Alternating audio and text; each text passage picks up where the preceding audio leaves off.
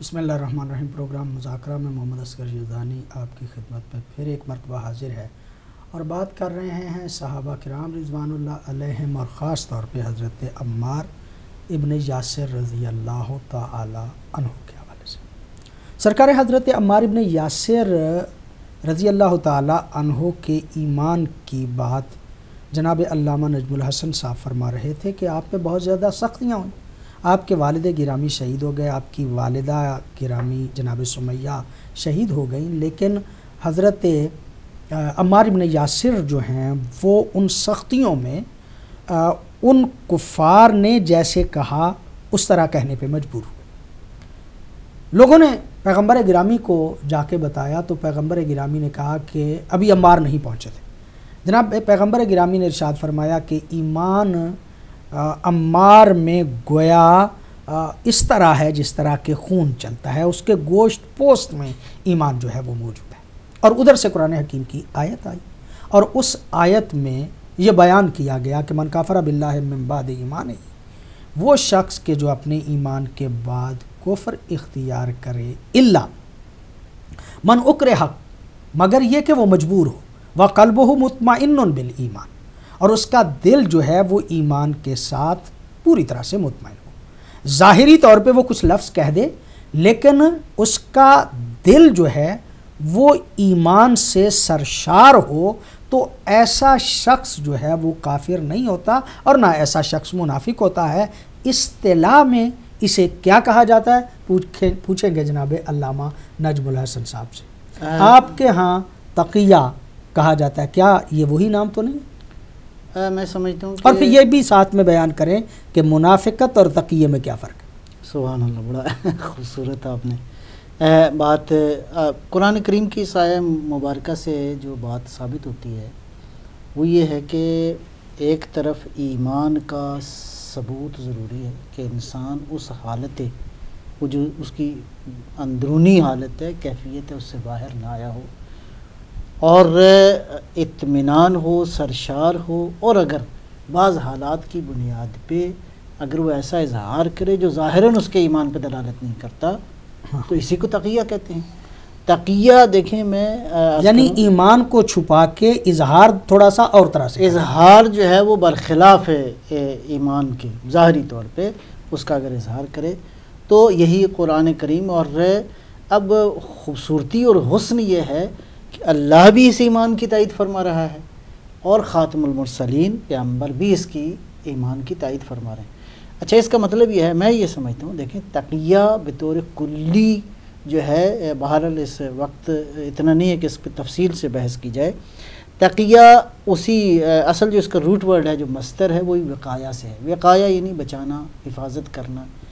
اصلاً تقیہ دین اسلام کے اندر اسلام اور مصلحت اسلام کی حفاظت کا ایک جامع، ایک انتہائی خوبصورت نظام ہے کہ آپ مصلحت اسلام زیادہ مورد نظر ہے یا انفرادی طور پہ انسان اس اعتبار سے اپنے آپ کی حفاظت کرے کہ اس کا وجود بہرحال جو ہے نا وہ اسلام کے لیے مفید ہو سکتا ہے۔ لہٰذا یہیں سے ہم سمجھتے ہیں یہ آیہ مجیدہ، اور میں نہیں سمجھتا کہ یہ آیت فرض کیا یہ آیت نہ بھی ہو۔ ہر عاقل یہ سمجھتا ہے کہ ہر سچ کا ہر جگہ اظہار کرنا مفید نہیں ہوتا، ہر سچ کو ہر مقام و ہر زمان و مکان میں اظہار یعنی اپنی جان کا تحفظ کرنا ایسے مقام پہ کہ جہاں پہ جان دینے کا فائدہ نہ ہو بلکہ نقصان ہو، ٹھیک ہے، اپنی جان کا بھی اور کسی بھی محترم جان کے جانے کا نقصان ہو، وہاں پر جھوٹ بولنا واجب ہو جاتا ہے۔ مثلا کوئی آدمی ہے جس کے پیچھے لگے ہیں درندے، دہشت گرد، یا اس کو بے گناہ پولیس والے پکڑ رہے ہیں، پتہ ہے یہ آدمی بے گناہ ہے، اب وہ آئے پیچھے کرتے ہوئے تو پوچھا بھی ادھر آپ نے دیکھا تو نہیں، اب وہ اگر وہ بتا دے ہاں میں نے دیکھا فلاں جگہ پہ ہے، اس کو پکڑ لیں گے، مار دیں گے۔ تو یہاں پر جھوٹ بولنا واجب ہے، تو ہر جگہ پہ جھوٹ بولنا جو ہے وہ برا نہیں ہے۔ اور کچھ نہیں تو کم از کم لوگ شیخ سعدی کو تو مانتے ہیں نا جی، چلو اور کچھ نہیں۔ یہ بھی ایک مصیبت ہے کہ بجائے اس کے کہ دین کے جو اصل سورسز ہیں ان کو ماننے کے بجائے، بہرحال اس میں بھی کوئی حرج نہیں ہے۔ شیخ سعدی کا ایک جملہ بڑا معروف ہے، وہ فرماتے ہیں کہ شرانگیز سچ سے وہ جھوٹ بہتر ہے جس سے فتنہ و فساد کا خاتمہ ہو. مجھے لفظ وہ نہیں یاد. تو مقصد یہ ہے کہ ایسا ہر جگہ ہر سچ کا اظہار ضروری نہیں ہے، اور یہی اصل وہ روح مطلب ہے جس کی وجہ سے تقیہ جو ہے اہل بیت علیہ السلام نے بھی ارشاد فرمایا. اس کے بارے میں بہت ساری روایات ہیں، بلکہ امام صادق علیہ السلام کی حدیث ہے التقیۃ دینی و دین آبائی، تقیہ میرے اور میرے آباء و اجداد کا دین ہے. بلکہ یہ بھی فرمایا لا دین لمن لا تقیۃ لہ، وہ بے دین ہے جو شخص تقیہ کا اظہار نہیں کرتا. تقیہ یہی ہے کہ آپ مصلحت کو دیکھیں، جہاں مصلحت دین بالاتر ہے، جہاں مصلحت کیا کہتے ہیں نفس محترمہ کا تحفظ ضروری ہے، جہاں میرا مطلب ہے اس اعتبار سے اگر انسان ایک ایسی روش اختیار کرتا ہے جو بظاہر یہ اسلام کی قبلہ حکمت عملی کا جی بالکل ایسے کہ اپنی حفاظت کے لیے اور اپنے دوسرے مسلمان بھائیوں کی حفاظت کے لیے جو اسلام نے ایک حکمت عملی دی ہے اور اس کو اپنانا جو ہے یہ بہت ضروری ہے. اور اگر کوئی یہ لوگ کہتے ہیں جی ہم تو نہیں ہیں، تو پھر یہ کیا کر رہے ہیں ابھی افغانستان کے معاملے میں، عراق کے معاملے میں؟ یہ پچھلے 10-20 سال سے پوری امت مسلمہ یہ تقیہ کی تو بیٹھی ہوئی ہے. یعنی کہتے ہیں جی اگر ہم نے یہ کر دیا تو اس طرح سے ہو جائے گا، ہمارا اتنا نقصان ہو جائے گا، وہ جو پاکستان ہو یا دوسرے ملک ہوں. تو پھر یہ تقیہ تو کرنا ہی پڑتا نا. اس کو حکمت عملی آج کل کہیں جی ہماری اسٹریٹجی ہے، یہ حکمت عملی ہے. وہ اسلام کی کلی طور پر یہ ہے کہ انسان کی فرد سے لے کر پورے اجتماع تک ایک حکمت عملی ہے، سیاست ہے، تدبیر ہے. اس میں یہ چیز بہت ضروری ہے، یہ جو اسلام کا ایک بہترین حکم ہے. اور الحمدللہ ہم تو اپنا تحفظ کر سکے ہیں تو اس تقیہ کی وجہ سے. وَإِلَّا جس طرح سے حضرت علی علیہ السلام کے زمانے میں جب پہلے رسول پاک کے بعد تھرو آؤٹ آپ دیکھتے ہیں کہ اس وقت 25 سے 26 آدمی تھے، 40 آدمی بھی نہیں تھے، تو اب ہم 26 کروڑ ہیں. تو اس کی وجہ یہ ہے کہ ائمہ نے جو دین کی روح ہمیں سمجھائی ہے کہ دیکھیں اگر آپ کے جان جانے سے کوئی اسلام کو اس طرح سے فائدہ نہیں ہوتا تو پھر اہم اور مہم دیکھنا پڑتا ہے. لیکن جہاں جان دینے کی ضرورت پڑتی ہے حزب اللہ نے جانے دے کے بتایا نا، مطلب پوری تاریخ میں جہاں جان مولا حسین علیہ السلام نے مولا امام حسین علیہ السلام، یعنی آج بھی اگر دیکھا جائے تو شیعہ جان دینے سے نہیں گھبراتے، ڈرتے نہیں ہیں، بے مقصد جان نہیں دیتے. لیکن میرا سوال قبلہ وہی منافق اور منافق. منافقت بالکل اس کے برعکس ہے. منافقت یہ ہے کہ اندر گندگی ہو، اندر بے ایمانی ہو، اندر ایمان نہ ہو، اور زبان سے انسان کہے جی میں سچائی بتا رہا ہوں، سچائی بتا رہا ہوں. یعنی کچھ خوب سے باتیں رکھنے والے شیعوں پہ یہ الزام لگاتے ہیں کہ یہ منافق ہوتے ہیں جی، اندر ان کے کچھ اور ہوتا ہے، باہر کچھ اور ہوتا ہے. اصل میں انہیں سمجھانے والی عوام کو، ان کو تو نہیں، وہ تو جانتے بوجھتے ہیں، عوام کو سمجھانے والی بات ہے کہ منافقت اور ہے اور تقیہ اور ہے. یعنی تقیہ میں بنیادی طور پہ اندر ایمان ہوتا ہے اور مصلحت کے پیش نظر باہر کچھ لوگوں کے ساتھ کیا جاتا ہے، مطلب اس کا اظہار کیا جاتا ہے. لیکن جو منافقت ہوتی ہے اس میں اندر کفر ہوتا ہے اور ظاہراً ایمان کا اظہار جو ہے وہ کرتے ہیں. شیعہ کبھی بھی ایسا کرنے کے لیے کبھی تیار نہیں ہو سکتا، شیعہ منافق نہیں ہو سکتا. یہ بہرحال لکھتا ہے بات ہے. میرا خیال ہے اس کو اگر اس زاویے سے بھی دیکھا جائے کہ ختمی مرتبت صلی اللہ علیہ وآلہ وسلم نے اپنے زمانے میں جو معاہدے کیے ہیں جی، وہ آیا اسلام سے دستبرداری تھی یا مصلحت کا تقاضا یہ تھا کہ دشمنوں کے ساتھ کچھ شرائط پہ، کچھ کامنالٹیز پہ، کچھ امور پہ ایک معاہدہ کر لیا جائے تاکہ اسلام کے پھیلنے میں رکاوٹیں پیدا نہ ہوں، اور ان معاہدوں کا فائدہ ہوا بالآخر. یعنی وہی مسلمان جو شدید مخالفت کر رہے تھے پیغمبر اکرم کے معاہدوں کی، نتیجہ یہ ہوا کہ اس معاہدے کے نتیجے میں جو ہے وہ بلکہ اس ترقی ہوئی. ان فتحنا لک فتحا مبینا کی، یعنی خداوند عالم نے خوشخبری دی. تو ضروری نہیں ہوتا کہ مطلب ہر چیز کا آپ اظہار ہی کرتے جائیں. حضرت عمار ابن یاسر کا کردار ایمان کے حوالے سے تقیہ پہ بہترین دلیل ہے کہ جس کو قرآن حکیم نے بھی انڈورس کیا اور پیغمبر گرامی صلی اللہ علیہ وسلم. میں اس ایمان کی آپ اجازت دیں ایک آدھ اشارہ اور بھی کروں گا. یہی عمار یاسر ہیں جنہوں نے میدان صفین میں ان کی کہتے ہیں کہ 9 صفر اور 37 ہجری تھی جب ان کی شہادت ہوئی، تو میدان صفین میں جملہ فرمایا کہ اگر معاویہ کا لشکر ہم سب کو قتل کر دے اور قتل کرنے کے بعد صفین سے مدینے کے سبزہ زار تک پہنچ جائے تو خدا کی قسم ہمیں یقین ہے کہ ہم حق پر. سبحان اللہ. یہ دلیل ہے ایمان کی.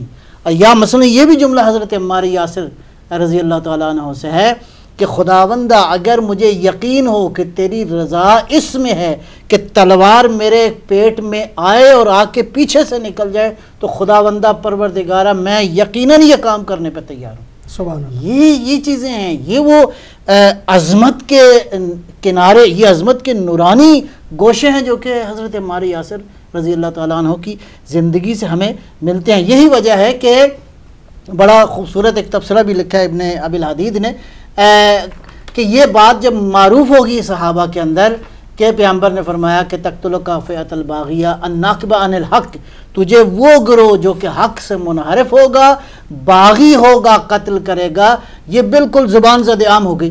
اور یہ بات صفین کے مارکے میں لکھی ہے. ذوالقلع ایک آدمی ہے جو کہ اپنے قبیلے کا سردار ہے, تو اس تک یہ بات جب پہنچی تو وہ پریشان ہو گیا. اب بہرحال اس کی تفصیل جو ہے وہ لمبی ہے. تو اب یہ جب بات ذہن میں آئی کہ پیغمبر, اور وہ ذوالقلع یہ کہتا ہے میں نے یہ بات بار بار عمرو عاص سے سنی تھی کہ جہاں عمار ہوگا وہاں حق ہوگا, اور عمار کو باغی گروہ قتل کرے گا. تو ذوالقلع کہتا ہے میں گھبرا گیا اور میں نے بہرحال ایک رابطے کا سلسلہ جو ہے وہ چھوڑا. ابن ابی الحدید نے یہاں پہ ایک نقطہ لکھا ہے بڑا خوبصورت. وہ کہتا ہے کہ عمار کو تو لوگوں نے معیار حق قرار دیا, اور جس کے لشکر میں تھا علی علیہ الصلوۃ والسلام, جس کے بارے میں اللہ کے نبی نے فرمایا اللہم وال من والہ عاد من عادہ, مسلمانوں کو کیوں نہیں سمجھ آئی کہ علی جہاں پہ ہو, حق کا محور علی علیہ الصلوۃ والسلام کی ذات ہے. یعنی عمار یاسر کی وجہ سے تو لوگ پریشان ہیں کہ پیغمبر نے فرمایا کہ اس کو باغی گروہ کرے گا, اور مظلومیت امیر المومنین یہ ہے, مظلومیت دین یہ ہے, مظلومیت احادیث پیغمبر یہ ہے کہ لوگوں نے علی کے حوالے سے تمام تر احادیث کو بالکل پس پشت ڈالا, آنکھیں بند کر لیں صرف عمار کی وجہ سے. حضرت عمار ابن یاسر رضی اللہ تعالی عنہ معیار حق و باطل بن گئے. صحابہ کرام رضوان اللہ علیہم میں یہ شہرت ہو گئی تھی. بہت زیادہ صحابہ یہ سمجھتے تھے اکثر مقامات پہ کہ عمار کس طرف ہے. جب بھی کوئی معاملہ جو ہے وہ ہوتا تھا تو ایک روایت میری نظر سے میں بھی ہے کہ ایک دن پیغمبر گرامی صلی اللہ علیہ وآلہ وسلم کی خدمت میں جناب خالد بن ولید آئے اور آ کے جناب عمار ابن یاسر کی شکایت کی کہ عمار ابن یاسر نے میرے متعلق یہ کہا ہے, یہ مطلب ایک شکایت جس طرح صحابہ کرام پیغمبر گرامی کی خدمت میں جا کے جو ہے وہ عرض کرتے تھے. جب پیغمبر گرامی صلی اللہ علیہ وآلہ وسلم نے جناب خالد بن ولید سے اس بات کو سنا تو پیغمبر گرامی نے فرمایا کہ نہیں, آج کے بعد عمار کی شکایت نہ کرنا, اس لیے کہ عمار جو کہے گا اور جس کے ساتھ ہوگا وہی حق پہ ہوگا. خالد بن ولید کہتے ہیں کہ میں اس کے بعد یہ سمجھا کہ عمار کی کتنی بڑی عظمت ہے, اس کے بعد میں نے کبھی بھی عمار کی مخالفت جو ہے وہ نہیں کی اور ہمیشہ عمار کی عزت و احترام کا خیال رکھتا رہا. عمار ابن یاسر صحابہ کرام رضوان اللہ علیہم میں شہرت رکھتے تھے. عمر ابن عاص اس بات کو جانتے تھے, خالد بن ولید اس بات کو جانتے تھے, باقی صحابہ کرام رضوان اللہ علیہم بھی اس بات کو جانتے تھے. لیکن حضرت عمار ابن یاسر خلافت ثالث میں کیوں اتنے معتوب رہے؟ اکثر رسول کریم صلی اللہ علیہ وآلہ وسلم نے ان کے متعلق فرمایا ہے کہ جنت جن 4 شخصیتوں کی مشتاق ہے ان میں علی ہیں, عمار ہیں, سلمان ہیں اور مقداد ہیں. تو ایسی یہ شخصیت ہے. اور پھر بخاری میں یہ آیا ہے کہ جہاں یہ حدیث کی بات کی گئی ہے کہ باغی گروہ عمار کو قتل کرے گا اور وہ ان کو جنت کی طرف بلائیں گے حضرت عمار, اور وہ دوسرا جو باغی گروہ ہوگا وہ ان کو جہنم کی طرف بلائے گا. تو تاریخ ہے عاصم کوفی, اس میں واقعہ مذکور ہے. اس میں لکھا گیا کہ خلیفہ ثالث جو تھے حضرت عثمان ابن عفان, انہوں نے پہلا سال جو اپنی حکومت کو اچھے طریقے سے چلایا, لیکن آہستہ آہستہ ان کو یعنی اس طرح سے اپنے افعال کرنے لگے کہ اقربا پروری زیادہ آ گئی، صوبوں میں اپنے ہی خاندان کے گورنر اور لوگوں کو اور خصوصاً صحابہ کرام کو شکایت پیدا ہوئی. تو انہوں نے ایک وائٹ پیپر لکھا ہے، یعنی وائٹ پیپر اس طرح میں کہ جو حکومت سے شکایتیں ہوتی ہیں یا جو ان کے کارنامے اس میں درج کیے جاتے ہیں. تو انہوں نے ایک تحریر بنائی صحابہ کرام نے، اور جب تحریر بن گئی تو اب یہ ہے کہ کون حضرت عثمان کو جا کے یہ تحریر پیش کرے یا پڑھ کے سنائے. تو اس موقع پر بڑے بڑے صحابہ کرام موجود تھے، لیکن یہ بھی حضرت عمار یاسر نے جرت کی، کہا مجھے دو یہ تحریر میں جا کے پڑھ کے سناتا ہوں. تو اسی آیا کریمہ جو کہہ رہی ہے جو رسول پاک کے ساتھی ہے وہ بڑے شجاع ہیں. تو یہ گئے وہ تحریر لے کر، اور جب حضرت عثمان کے پاس پہنچے تو انہوں نے کہا ابو یکزان کیا کوئی حاجت لے کر آئے ہو؟ تو حضرت عمار یاسر نے کہا نہیں، میں اپنی کسی ضرورت کے لیے نہیں آیا، بلکہ صحابہ کرام کا نمائندہ بن کر میں آپ کی خدمت میں حاضر ہوا ہوں، آپ اس تحریر کو پڑھ لیں. انہوں نے تحریر پڑھی تو تحریر پڑھنے کے بعد ظاہر ہے کہ وہ آگ بگولا ہو گئے اور اس کاغذ کو زمین پر پھینک دیا اور بڑے تند لہجے میں عمار یاسر سے کہا عمار تیری یہ جرت کہ تو میری مخالفت کرے. عمار نے کہا میں آپ کا ہرگز مخالف نہیں ہوں، بلکہ آپ کا خیر خواہ بن کر آیا ہوں. میں صرف یہ چاہتا ہوں کہ آپ عدل و انصاف کریں اور مسلمانوں کو اپنے رشتہ داروں کی لوٹ خسوٹ سے بچائیں. تو حضرت عثمان نے کہا اے فرزند سمیہ تو جھوٹ کہہ رہا ہے. تو انہوں نے کہا کہ مجھے فخر ہے میں سمیہ کا ہی فرزند ہوں، یاسر کا فرزند ہوں، چونکہ دونوں شہید تھے اور ظاہر ہے کہ یہ شرف اسلام کے پہلے کسی اور کو حاصل بھی نہیں تھا. انہوں نے کہا ہاں مجھے فخر ہے میں سمیہ کا ہی فرزند ہوں اور یاسر کا فرزند ہوں. اس بات پر ان کو اور غصہ آیا اور انہوں نے اپنے جو وہاں پر پولیس کے آدمی یا جو کارندے تھے ان کو کہا کہ ان کو مارو خوب. تو اب ان کو اتنا مارا گیا کہ وہ زمین پر گر گئے، بے ہوش ہو گئے. اور پھر خود اسی پر اکتفا نہیں کیا گیا بلکہ وہ خلیفہ خود اٹھے اور انہوں نے ان کے شکم اور پیٹ کے نچلے حصے پر اپنے پاؤں سے ان کو مارا گیا. تو اور وہ بیماری میں جو فتق کی بیماری ہے اس میں وہ مبتلا ہو گئے. اور بنی مخزوم جن کے ساتھ یہ حلیف تھے تو ان کے جوان جو ہیں وہ آئے اور ان کو بے ہوشی کی حالت میں وہ دربار سے یا ان کے گھر سے اٹھا کے لے گئے اور یہ کہا کہ اگر خدا کی قسم اگر یہ ان جو زخموں سے اگر یہ دنیا سے چل بسے تو ہم پھر خلیفہ کو نہیں چھوڑیں گے. تو لہٰذا اس طرح کا وہاں ماحول پیدا ہوا اور بے ہوش رہے آپ. ظہر عصر مغرب عشاء کے بعد جا کے ان کو ہوش آئی. تو کہتے ہیں جی ان کی ایک دن کی یہ نمازیں جو ہیں قضا ہوئی گئی اور جو ہی ہوش آیا تو وضو کیا اور نمازیں ادا کی. چونکہ وہی جو ہم کہہ رہے ہیں کہ قرآن مجید کی آیتیں کہہ رہی ہیں کہ وہ عبادت گزار بھی ہوتے ہیں، شجاع بھی ہوتے ہیں. لیکن بہرحال یہاں پر یہ بات ہے کہ اگر اس آیت کا مصداق ان کو بھی مانا جائے اور جو ان کو مار رہا ہے ان کو بھی مانا جائے تو پھر یہ کیسے ہوگی بات کہ آپس میں رحم دل ہے. اور پھر یہ بھی ہے کہ اس حدیث کا کیا بنے گا جو کہتی ہے کلہم عدول، میرے صحابی سارے کے سارے عادل ہیں. تو یہ ایک صحابی تو جا کے بات کرتے ہیں جی ایک بریک کے لیے کہا جا رہا ہے. حاضر ہوتے ہیں جی ایک چھوٹے سے وقفے کے بعد.